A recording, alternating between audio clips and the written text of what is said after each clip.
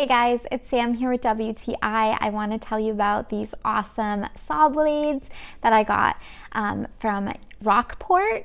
So they are an ultra fine finish. They're a carbide blade and they are really sharp and nice. It was pretty easy to install. That probably depends on your own saw though.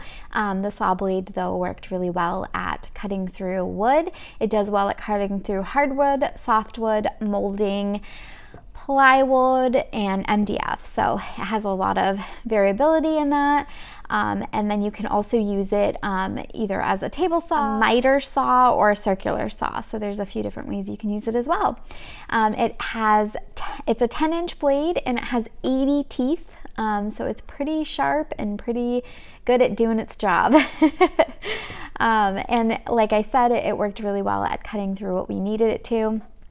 And it seems very durable and long lasting, which is also nice and great. So what more could you ask for in a saw blade? And that is my point of view.